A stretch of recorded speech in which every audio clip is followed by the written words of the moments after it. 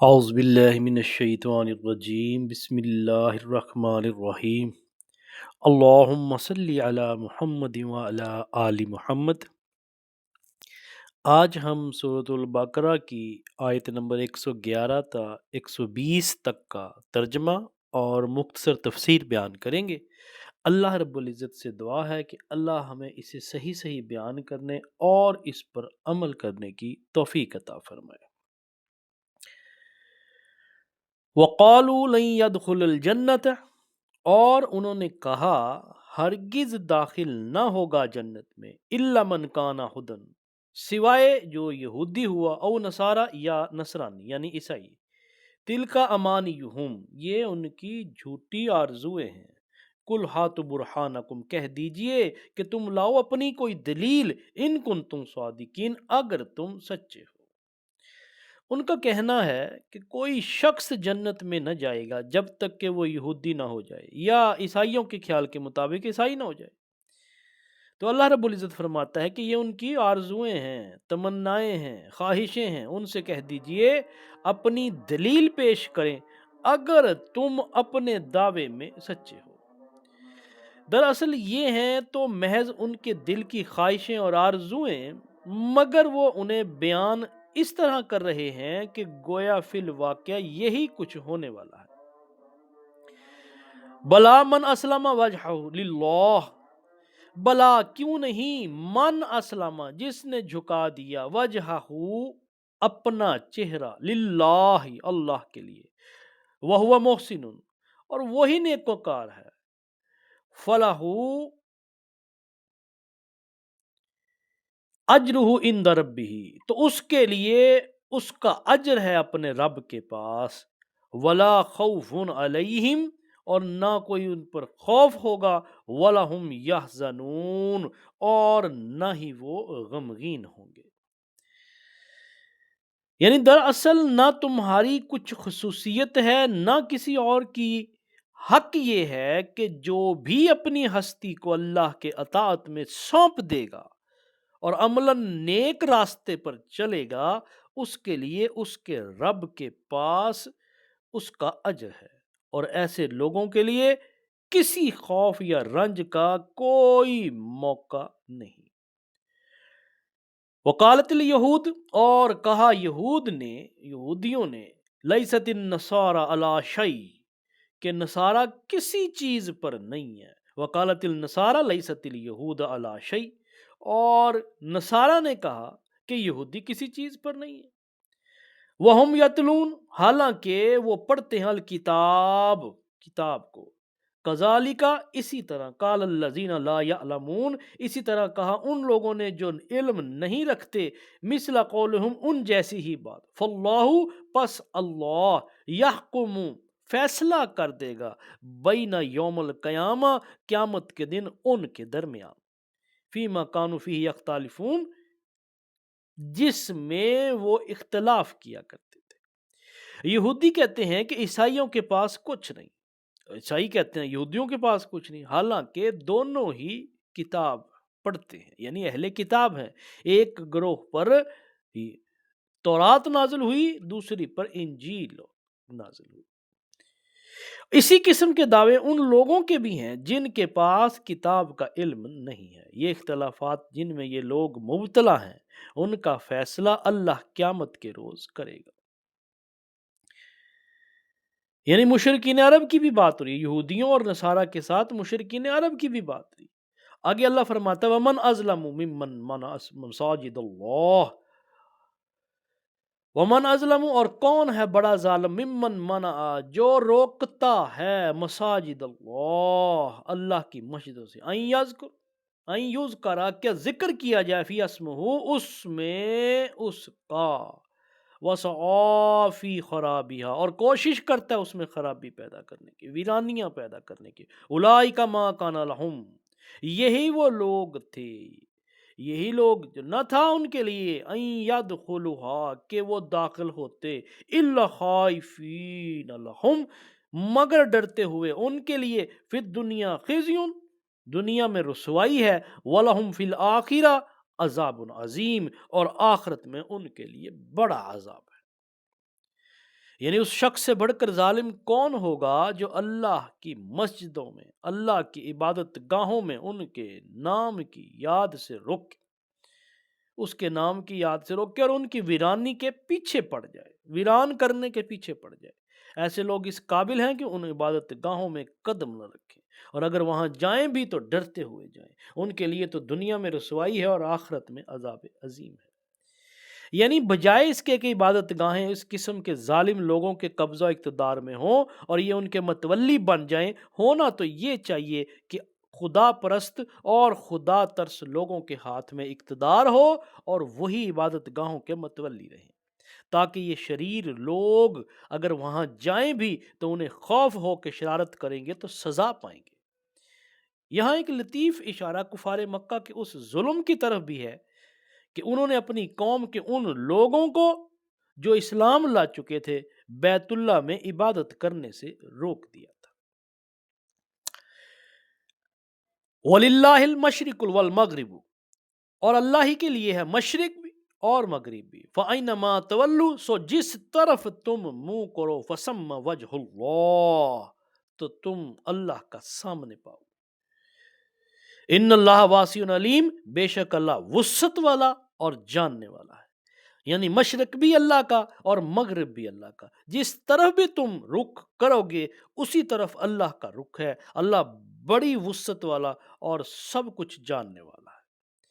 یعنی اللہ نہ شرقی ہے نہ غربی ہے، وہ تمام سمتوں اور مقاموں کا مالک ہے، مگر خود کسی سمت یا کسی مقام میں مقید نہیں ہے،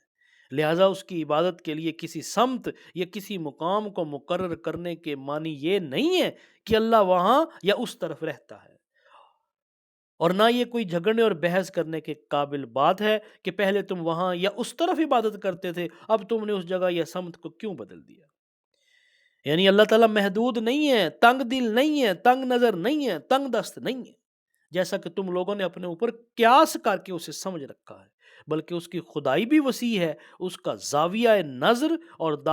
دائرہ فیض بھی وسیع، اور یہ بھی جانتا ہے کہ اس کا کون سا بندہ کہاں کس وقت کس نیت سے اس کو یاد کر رہا ہے۔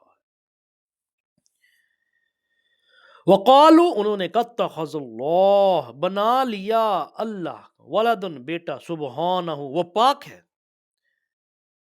بل لہ ما فی السماوات والارض، بلکہ اسی کے لیے ہے جو کچھ آسمانوں میں ہے اور زمین میں ہے۔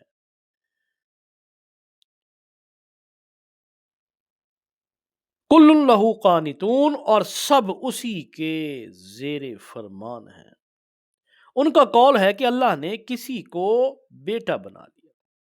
اللہ پاک ہے ان سب باتوں سے، اصل حقیقت یہ ہے کہ زمین و آسمانوں کی تمام موجودات اس کی ملک ہیں اور سب کے سب اسی کے مطیع ہیں، اسی کے فرما بردار ہیں۔ بدیع السماوات والارض، بدیع پیدا کرتا ہے، موجد ہے آسمانوں کا، والارض اور زمین کا، وَإِذَا قَضَىٰ أَمْرًا، اور جب وہ کسی کام کا فیصلہ کرتا ہے، فَإِنَّمَا يَقُولُ، تو پس وہ کہتا ہے، لَهُ كُن، اسے ہو جا، فَيَكُونُ، تو وہ ہو جاتا ہے۔ یعنی وہ آسمان و زمین کا موجد ہے، اور جس بات کا وہ فیصلہ کرتا ہے اس کے لیے بس یہ حکم دیتا ہے کہ تو ہو جا، اور وہ ہو جاتا ہے۔ وقال الذین لا یعلمون، اور کہا ان لوگوں نے جو علم نہیں رکھتے، لولا یکلمون اللہ، کیوں نہیں اللہ کلام کرتا ہم سے، او تعطینا، یا نہیں آتی ہمارے پاس آیات، کوئی نشانی، کذالک قال الذین من قبلہم مثل قولہم، اسی طرح کی بات ان سے پہلے لوگوں نے بھی کی تھی۔ تشابہت، ایک جیسے ہو گئے، قلوبہم، ان کے دل، قد بینا، تو ہم واضح کر دیں، آیات، اپنی نشانے، لی قوم یوقنون، اس قوم کے لیے جو یقین رکھتے ہیں۔ یعنی بے وقوف یا نادان لوگ کہتے ہیں کہ اللہ خود ہم سے بات کیوں نہیں کرتا، یا کوئی نشانی ہمارے پاس کیوں نہیں آتی۔ ایسی ہی بات ان سے پہلے لوگ بھی کیا کرتے تھے۔ ان سب اگلے پچھلے گمراہوں کی ذہنیتیں ایک جیسی ہیں، ان کی تھاٹ، ان کی سوچ، ان کے دل ایک جیسے ہیں۔ یقین لانے والوں کے لیے تو ہم نشانیاں صاف صاف نمایاں کر دیتے۔ یعنی یقین جو اللہ پر یقین رکھتے ہیں ان کو تو ہر چیز، ہر ذرے کائنات میں کروڑوں نشانیاں ایسی ہیں جس میں وہ اللہ تعالیٰ کو پہچان رہے ہیں۔ اس کا مطلب یہ تھا کہ خدا یا تو خود ہمارے سامنے آ کر کہے کہ یہ میری کتاب ہے اور یہ میرے احکام ہیں، تم لوگ ان کی پیروی کرو، یا پھر ہمیں کوئی ایسی نشانی دکھائی جائے جس سے ہمیں یقین آ جائے کہ محمد رسول اللہ صلی اللہ علیہ وآلہ وسلم جو کچھ کہہ رہے ہیں وہ اللہ کی طرف سے۔ یعنی آج کے گمراہوں نے کوئی اعتراض اور کوئی مطالبہ ایسا نہیں گھڑا جو ان سے پہلے کے گمراہ پیش نہ کر چکے ہوں۔ قدیم زمانے سے آج تک گمراہی کا ایک ہی مزاج ہے اور بار بار ایک ہی قسم کے شبہات اور اعتراضات اور سوالات دہراتی رہتی ہے۔ یہ بات کہ اللہ خود آ کر ہم سے بات کیوں نہیں کرتا اس قدر محمل تھی کہ اس کا جواب دینے کی حاجت نہ تھی۔ جواب صرف اس بات کا دیا گیا کہ ہمیں نشانیاں کیوں نہیں دکھائی جاتی، اور جواب یہ ہے کہ نشانیاں تو لاکھوں کروڑوں بے شمار موجود ہیں، مگر جو جاننا چاہتا ہی نہ ہو اسے آخر کون سی نشانی دکھائی جا سکتی۔ انا ارسلناک بالحق بشیرا ونذیرا ولا تسأل عن اصحاب الجحیم۔ انا بے شک ہم ارسلناک آپ کو بھیجا بالحق، حق کے ساتھ، بشیرا و نذیرا آپ کو خوشخبری دینے والا اور ڈرانے والا بنا کے بھیجا، ولا تسألوا اور نہ آپ سے پوچھا جائے گا ان اصحاب الجحیم دوزخ والوں کے بارے میں۔ یعنی اس سے بڑھ کر نشانی کیا ہوگی کہ ہم نے آپ صلی اللہ علیہ وآلہ وسلم کو علم حق کے ساتھ خوشخبری دینے والا اور ڈرانے والا بنا کر بھیجا۔ اب جو لوگ جہنم سے رشتہ جوڑ چکے ہیں ان کی طرف سے تم ذمہ دار یا جواب دہ نہیں ہو۔ یعنی دوسری نشانیوں کا کیا ذکر؟ نمایاں ترین نشانی محمد رسول اللہ صلی اللہ علیہ وآلہ وسلم کی اپنی شخصیت ہے، جو آپ صلی اللہ علیہ وآلہ وسلم کے نبوت سے پہلے کے حالات اور اس قوم اور ملک کے حالات جس میں آپ صلی اللہ علیہ وآلہ وسلم پیدا ہوئے، اور وہ حالات جن میں آپ نے پرورش پائی اور 40 برس زندگی بسر کی، اور پھر وہ عظیم الشان کارنامہ جو نبی کریم صلی اللہ علیہ وآلہ وسلم ہونے کے بعد آپ نے انجام دیا، یہ سب کچھ ایک ایسی روشن نشانی ہے جس کے بعد کسی اور نشانی کی حاجت نہیں رہتی۔ وَلَن تَرْضَىٰ عَنْكَ الْيَهُودُ وَلَا النَّصَارَىٰ اور ہرگز راضی نہ ہوں گے، وَلَن تَرْضَىٰ اور ہرگز راضی نہ ہوں گے عَنْكَ الْيَهُودُ آپ سے یہودی، وَلَا النَّصَارَىٰ اور نہ ہی عیسائی، حَتَّىٰ تَتَّبِعَ جب تک کہ آپ صلی اللہ علیہ وآلہ وسلم پیروی نہ کریں ملتہم ان کے دین کی۔ کل فرما دیجئے، کہہ دیجئے، ان ہدی اللہ کہ بے شک اللہ کی ہدایت ہی، هو الہدا وہی ہدایت ہے، ولن اتبعت اور اگر آپ نے پیروی کی، اہواءہم ان کی خواہشات کی، بعد الذی بعد جو اس کے جا کا آگے آپ کے پاس، من العلم علم کے آ جانے کے بعد، مالک نہیں آپ کے لیے، من اللہ اللہ سے، من ولی ولا نصیر کوئی بھی حمایت اور نہ ہی کوئی مددگار۔ یعنی یہودی اور عیسائی تم سے ہرگز راضی نہ ہوں گے جب تک تم یعنی آپ صلی اللہ علیہ وآلہ وسلم ان کے طریقے پر نہ چلنے لگو۔ اور یہی آج کے دور کی بات ہو رہی ہے کہ جب تک یہ مسلمان یہود و نصارہ کی ساتھ دوستیاں نہ کریں گے اور ان کی باتوں پر عمل نہ کریں گے، ان کی زندگی نہ گزاریں گے، ان کی ہاں میں ہاں نہ ملائیں گے، وہ تمہارا جینا حرام کر کے رکھے ہوں گے۔ اور یہی آج ہو رہا ہے۔ آج امت مسلمہ 56 ممالک ان کی ہاں میں ہاں ملا کے اپنی آخرت بھی خراب کر رہے ہیں، اپنی دنیا بھی خراب کر رہے ہیں، اور جو اس کی ہاں میں ہاں نہیں ملائے گا اس کی زندگی تنگ کر دیں گے۔ آپ کے سامنے ایران کی مثال موجود ہے، آپ کے سامنے فلسطین کی مثال موجود ہے۔ تو یعنی یہ یہودی یا نصارہ یہ ہرگز تم سے راضی نہیں ہوں گے جب تک کہ آپ ان کے طریقے پر نہ چلے۔ صاف کہہ دیجیے کہ راستہ بس وہی ہے جو اللہ نے بتایا ہے، ورنہ اگر اس علم کے بعد جو آپ کے پاس آ چکا آپ نے ان کی خواہش کی پیروی کی تو اللہ کی پکڑ سے بچانے والا کوئی دوست اور مددگار تمہارے لیے نہیں ہے۔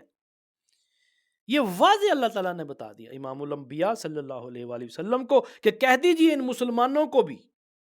کہ اگر اللہ اور اس کے رسول کی پیروی کرتے رہو گے اللہ تمہیں سر بلند رکھے گا۔ اگر تم نے یہود و نصارہ کو دوست بنایا، ان کی پیروی کی، تو دنیا میں بھی رسوائی ہے اور آخرت میں بھی ذلت ہے، جو کہ آج پوری امت مسلمہ کے ساتھ ہو رہا ہے۔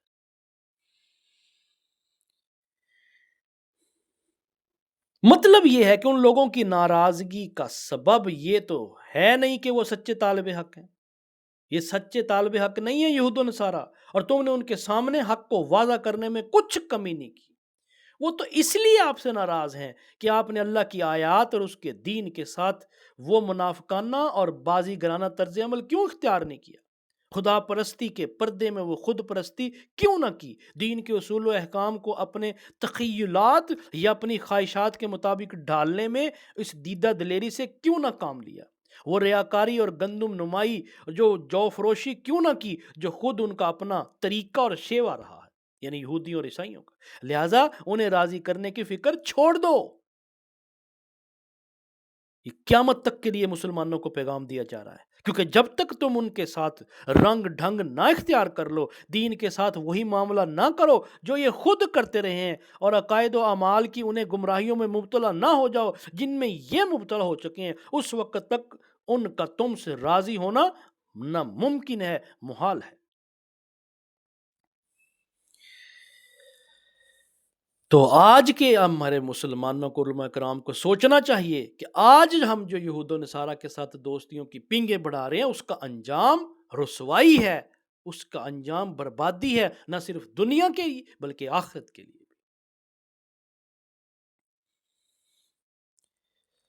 انشاءاللہ اگلی نشست میں ہم سورۃ البقرہ کی آیت نمبر 21 سے 30 تک کا ترجمہ اور مختصر تفسیر بیان کریں گے۔ تب تک کے لیے اجازت دیجیے۔ سبحان ربک رب العزت عما یصفون وسلام علی المرسلین والحمد للہ رب العالمین، وصلی اللہ تعالی علی خیر خلق محمد وعلی آلہ واصحابہ اجمعین برحمتک یا ارحم الراحمین۔